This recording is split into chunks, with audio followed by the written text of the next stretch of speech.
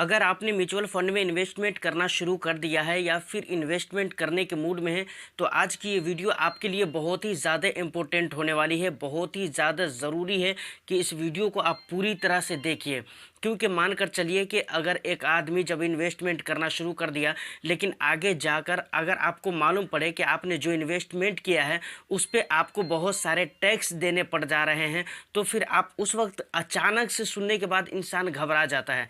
लेकिन इस बात की जानकारी अगर आपको पहले से ही मालूम हो तो आप उसी हिसाब से उसी अकॉर्डिंग आप इन्वेस्टमेंट करेंगे और अपने पैसे को रिडीम करेंगे म्यूचुअल फंड के फंड से। तो इसलिए आज की ये वीडियो बहुत ही ज़रूरी है। लगभग बातें आपको समझ में आ गई होगी कि आज की इस वीडियो में हम म्यूचुअल फंड में लगने वाले टैक्स के ऊपर बात करने वाले हैं। और यकीन मानिए, टैक्स के ऊपर इस वीडियो को अगर आपने देख लिया तो यूट्यूब पर फिर दोबारा किसी भी वीडियो को सर्च करने की ज़रूरत नहीं है, देखने की ज़रूरत नहीं है। देखिए, एक बात मैं हमेशा बोलता हूँ, इससे पहले भी मैंने कई सारी वीडियो में बोला है और इसमें फिर बोलता हूँ, ज़रूरी नहीं है कि आप हमारी वीडियो देखिए। मतलब जिसकी भी वीडियो आपको अच्छी लगती है ना, उसकी वीडियो जब आप देखिए तो पूरी वीडियो देखिए ताकि ज्ञान आपको पूरा मिल सके, नॉलेज पूरा मिल सके। तो चलिए वीडियो को शुरू करते हैं। लेकिन उससे पहले एक हम्बल रिक्वेस्ट हमेशा की तरह कि अगर आप फर्स्ट टाइम चैनल पर विजिट कर रहे हैं या चैनल को सब्सक्राइब नहीं किया है तो प्लीज़ चैनल को सब्सक्राइब कर लीजिए इसी तरह के इंटरेस्टिंग कंटेंट के लिए। देखिए, म्यूचुअल फंड में जो टैक्स की देनदारी होती है वो इस बात पर निर्भर करती है कि आपने कितने समय के लिए अपने पैसे को निवेश किया हुआ था और कितने समय के बाद आपने स्कीम से कितने सारे पैसे रिडीम किए हैं, मतलब कितने पैसे आपने स्कीम से निकाले हैं। इसके ऊपर निर्भर करती है कि आपको कितना टैक्स लगेगा। दूसरी बात, कुछ ऐसे फंड होते हैं जिसमें टैक्स नहीं दिए जाते हैं, उसमें टैक्स की बात ही नहीं होती है। म्यूचुअल फंड में ऐसे बहुत सारे फंड आपको मिल जाएंगे, लेकिन ज़्यादातर फंड होते हैं जिनमें टैक्स दिए जाते हैं। ये चूँकि कैपिटल गेन्स टैक्स होता है तो ये आपको हर हाल में सरकार को देना ही है। अब हम बात करते हैं कि टैक्स कितने प्रकार के होते हैं। देखिए, म्यूचुअल फंड में जो टैक्स दिए जाते हैं वो आमतौर से दो तरीके के टैक्स आपके ऊपर या हमारे ऊपर लागू होता है। पहला है एसटीसीजी, इसका मतलब होता है शॉर्ट टर्म कैपिटल गेन, और दूसरा है एलटीसीजी, इसका मतलब होता है लॉन्ग टर्म कैपिटल गेन।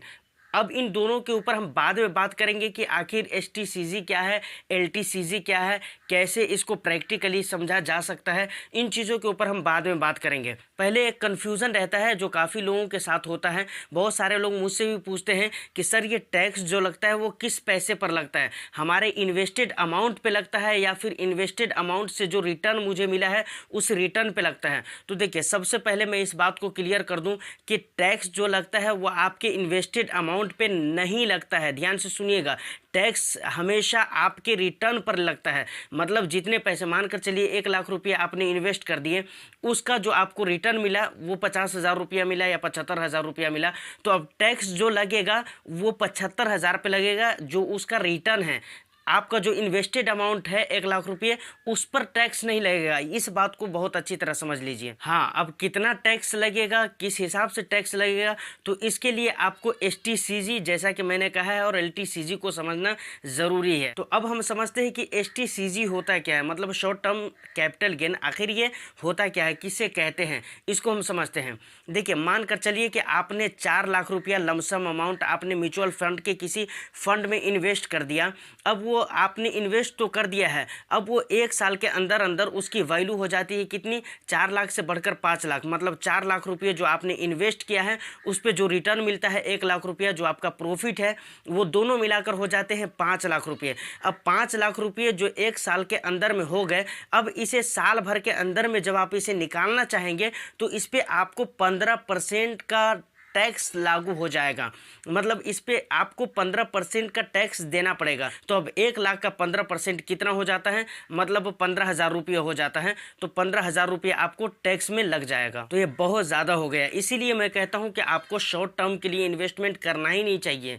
आप हमेशा कोशिश कीजिए कि आप लॉन्ग टर्म के लिए इन्वेस्टमेंट करें। खैर, ये तो मुझे समझ में आ गया कि एसटीसीजी कहते किसको हैं, मतलब शॉर्ट टर्म कैपिटल गेन्स किसको कहते हैं, ये आपने समझ लिया है। अब हम समझते हैं कि LTCG कहते किसको, इसका फुल फॉर्म क्या है। सबसे पहले मैं इसका फुल फॉर्म बता देता हूँ। LTCG का मतलब होता है लॉन्ग टर्म कैपिटल गेन। अब ये कहते किसको हैं, मान लीजिए कि 10 साल या 15 साल तक आपने पैसे इन्वेस्ट किया, SIP के ज़रिए आपने पैसे इन्वेस्ट करता रहा। अब आपने पूरा 10 लाख रुपये इन्वेस्ट कर दिया है, किसके ज़रिए, SIP के ज़रिए। अब 10 या 15 साल के बाद जब आप उस पैसे को निकालना चाहते हैं तो 10 या 15 साल के बाद आपका जो इन्वेस्टेड अमाउंट है 10 लाख रुपया, वो मिलाकर और उसके बाद उस पर जो रिटर्न आपको मिला है 10 या 15 साल में 80 लाख रुपया, तो वो मिलाकर टोटल हो जाते हैं 90 लाख रुपया। तो 90 लाख रुपया में से अब कैसे आपके ऊपर टैक्स लागू हुआ, उन चीज़ों को समझ लीजिए। तो 90 लाख रुपये में से आप अपना 10 लाख रुपया निकाल लीजिए। अब बच जाता है कितना, 80 लाख रुपया बच जाता है। 80 लाख में से 1 लाख रुपये की छूट हो जाती है, उस पर आपको टैक्स नहीं देना पड़ता है। तो 79 लाख हो जाता है, मतलब 79 लाख रुपये हो जाता है। अब 79 लाख रुपये जो आपका कैपिटल गेन है, मतलब रिटर्न का इनकम है, उस पर आपको टैक्स लगेगा। कितना परसेंट टैक्स लगेगा, 10% टैक्स लगेगा। मतलब बात को पहले अच्छी तरह से समझ लीजिए कि 10 लाख रुपये जो आपने इन्वेस्टमेंट किया है उसको आप निकाल लीजिए। उसके बाद बच जाता है 80 लाख रुपया। 80 लाख में से भी 1 लाख रुपया आपको निकाल देना है, 79 लाख रुपया बच जाता है। 79 लाख पे आपको 10% टैक्स आपको सरकार को देना पड़ेगा। अब 10%, 79 लाख का 10% कितना होता है, 7 लाख ऐसा कुछ हो जाता है। इसको आप कैलकुलेट कर लीजिएगा, मैं यहाँ पे कैलकुलेट नहीं कर रहा हूँ, आप कैलकुलेट करके समझ लीजिएगा कितना ज़्यादा इनकम हो जाता है।